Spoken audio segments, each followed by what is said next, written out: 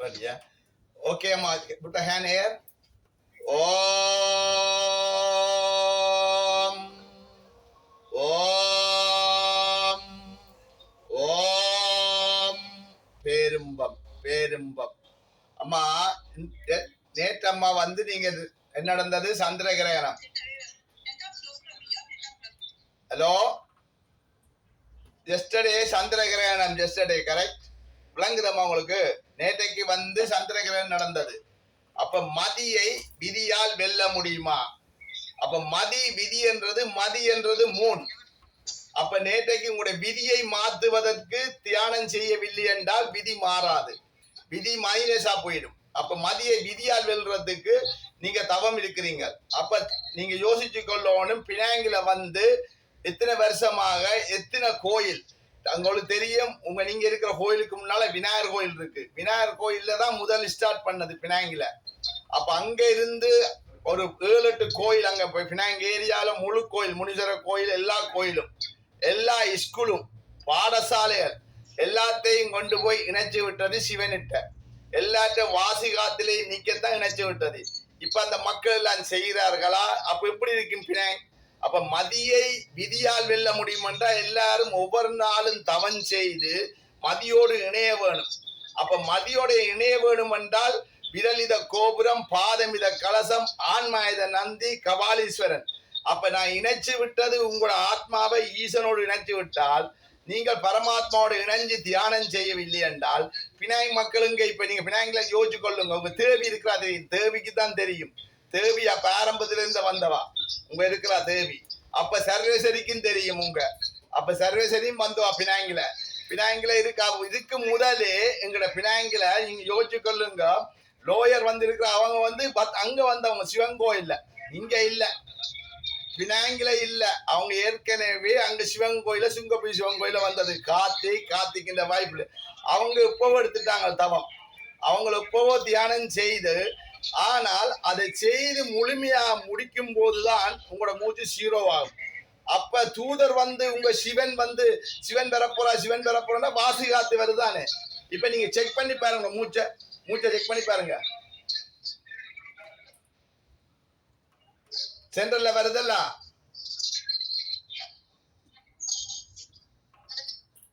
வாசி காத்துல வருவது தான் உங்களை தியானம் சொல்றோம். அப்ப இந்த காத்துல பினாங் மக்கள் எல்லாரும் செய்யலை என்றால் பினாங்க எப்படி இருக்கும்? பினாங்க வந்து நான் பிடிக்கும் போது பஸ்ல வந்த நடந்து பஸ்ல வந்து திருப்பி கார்ல வந்து திருப்பி எல்லா கோயிலையும் மனுஷா தூதரோட திரிஞ்சு எத்தனை வருஷம் எல்லாத்தையும் பிடிச்சு கொடுத்து மக்கள்கிட்ட எல்லாத்தையும் ஈசன்ட்ட விட்டு விட்டா எங்க மக்களை காணல.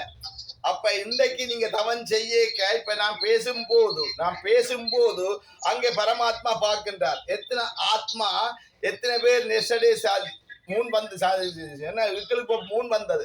அப்ப சந்திர கிரகணம் வந்தாலும் அந்த ஒவ்வொரு நாளுமே உங்களுக்கு தவன் செய்யலண்டா சந்திர கிரகணம் தான். ஏனென்றால் சூரியன் பழுதாயிட்டார் 3. ஆனா உங்களுடைய கர்மா இருக்கல்ல, உங்களோட கர்ம வினை, உங்களோட கர்மா என்பது ஒவ்வொரு மனிதரும் ஒவ்வொரு வினை இருக்கும். ராகு, கேது, குரு, புதன் பிரச்சனை இருக்கும். ஆனா இப்ப நீங்க இருக்கிற எல்லாருக்குமே டிஃபரண்ட் பிரச்சனை இருக்கும். ஆனா ஊனுருகி ஒளிபெருக்கி தெல்ல தெரிஞ்சவன் ஜீவன் சிவலிங்கம். உங்களுடைய ஜீவனை சிவலிங்கம் ஆக்குறது தான் இன்றைய முழுசா தூதர் வந்துக்கிறா. உங்க தூதர் வந்தாலும் நான் இந்த சக்தி அங்க வரும்னா முதுகு தண்டு. அப்ப உங்களோட முதுகு தண்டையும் ஒரே இடத்தான் நினைக்கிறார். அப்ப எல்லாரும் ஒரே மாதிரி தான் இருக்கணும் மொழிய, அங்க வேறுபாடு இல்லை. ஞானம் கொடுக்கும் போது எல்லாருக்கும் சமையலாம் கொடுத்தார். பினாங்கில வந்தவர் போனவர் எல்லாருமே சக்கரத்தை துறந்து தியானம் செய்யும் போது இணைச்சு விட்டது அங்க அண்டத்துல.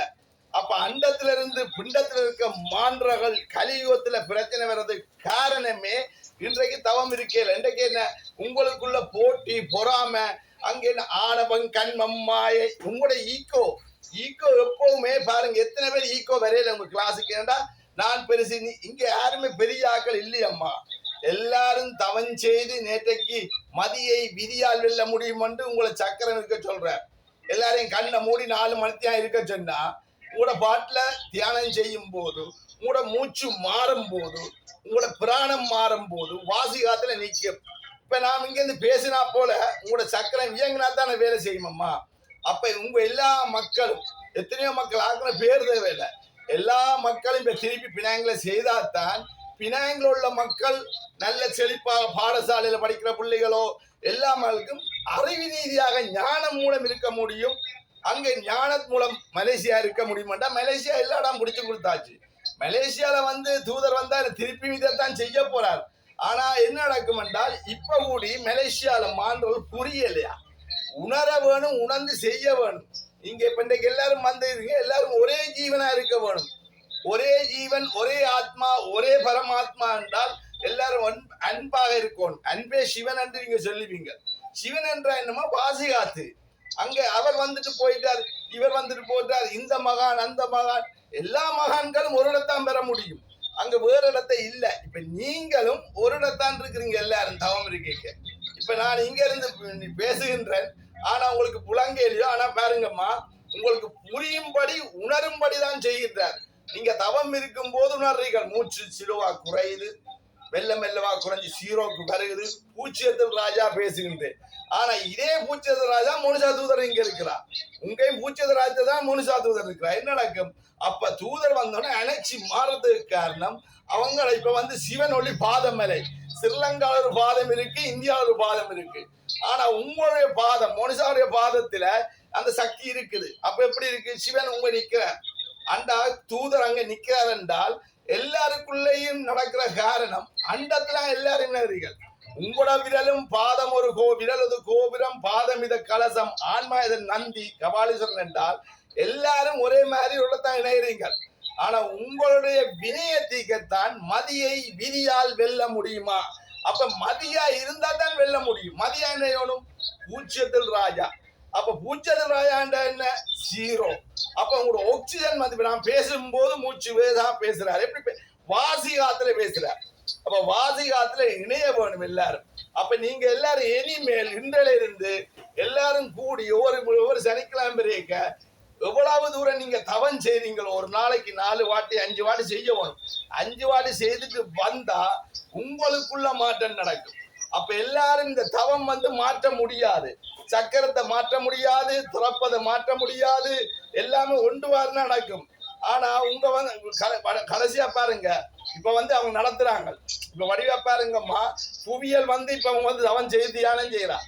புவியியல் வந்து இப்ப வந்தவா சிவன் கோயில இருந்து வேற புவியியல் அம்மா அப்பா அவங்களோட எல்லாருமே தியானம் எடுத்து அங்க எல்லாருமே வந்து சிவன் கோயில வந்து எடுத்தார் எல்லாருமே.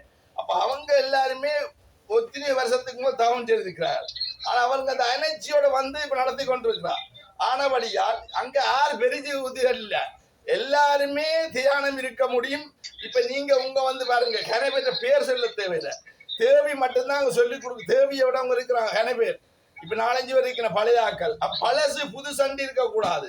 எல்லாரும் தவம் செய்தால் இப்ப வந்து இணைஞ்சு எல்லாரும் செய்யும் போது எல்லாருக்கும் சொல்லிக் கொடுங்க. அதனால் இந்த மலேசியால வந்து பினாங் மக்களோ, சித்திவான் மக்களோ, ஈப்போ மக்களோ, அங்க ஈப்போ விட வேற அங்க இருக்கு என்னிடம் தாப்பாக்கு போய் கூடி அங்க இதே இதுதான் நடந்ததுமா. எல்லா இடமும் தியானம் நடக்குது. ஆனா கேஎல்ல வந்து 10K மட்டும் இல்ல, கேஎல்லையும் கனடிடம் போய் அப்படியே போய் யோகர் போச்சு. யோகர் மட்டும் தொங்கல் மட்டும் கிளாஸ் தியானம் நடந்தது. அப்ப எல்லா மக்களும் இப்ப தவம் செய்கிறதுண்டா எல்லா பாடசாலையும் பிடிச்சுதான் கொடுக்குறாரு.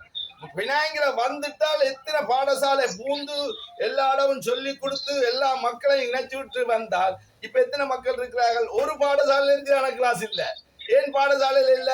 அந்த பாடசாலையில வந்து சொல்லி கொடுக்கவே முடியல. ஆனா இப்ப ஈப்போவில் அங்கதான் பாடசாலை நடக்குது. அப்ப சிறு பிள்ளையில விதைய மாத்தோட விதியை மாத்த வேணும். மதிதான் நேற்றைக்கு மதியில பிரச்சனை, 4 அவர் மதி வராதுன்னு நீங்க எல்லாரும் சாப்பிடக்கூடாது நஞ்சு வரும் இருக்கிறீங்க. ஆனா ஒவ்வொரு நாளும் நீங்க மதியில இருக்கீங்க என்றாலும் உங்களோட சாப்பாடு செமிப்படுறதுக்கு உங்களுடைய கர்ம வினை நட்சத்திரம் சக்கரங்கள் சரியா இருந்தால்தான் உங்களோட உடலில் நோயற்ற வாழ்வே குறையற்ற செல்வம். 16 செல்வம் எடுக்காண்டா 16 காற்று எடுக்கணும்மா. புரியுதம்மா? இப்ப நான் பினாங் மக்களுக்கு மட்டும் பேசினா போல இதே பேச்சை மக்கள் கேட்பார்கள். ஆனா பேசினாலும் ஒன்றைத்தான் பேசுறார். என்ன மதியை விதியால் வெல்ல முடியும்? எப்படி விதியை வெல்வது? விதி என்பது இங்கிலீஷ்ல பேசலாம், இங்கிலீஷ் புரியும். பிறகு நான் இங்கிலீஷ் பேசுறேன் நாளைக்கு. ஆனா விதி என்றது நீங்கள் உங்களுடைய விதியை என்ன நோயற்ற வாழ்வை குறைந்து மதியில் இருக்கணும். மதி என்ற நேற்றைக்கு சந்திர கிரகணம். ஆனா சந்திர கிரகணத்துல மதி இல்ல. மதி இல்லாட்டி என்ன நடக்கும்? உங்களுடைய விதி மாற்றம் நடக்கும் தானே.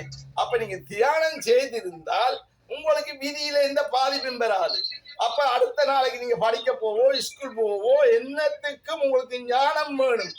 ஞானத்தை குடிப்பதுதான் சக்தி ஜோதி ஞான உபதேசம். வடிவா புரிஞ்சு கொள்ளுங்க. இனிமேல இருந்து எல்லோரும் ஒற்றுமையா இருந்து தவம் செய்யுங்க. தவத்தை செய்துட்டு 5 வாட்டி சொல்லிக் கொடுங்க. தவம் செய்யுங்கள்.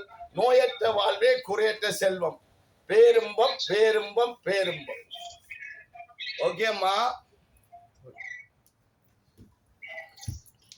புரியுதம்மா? உங்களுக்கு பேசினது புரிஞ்சு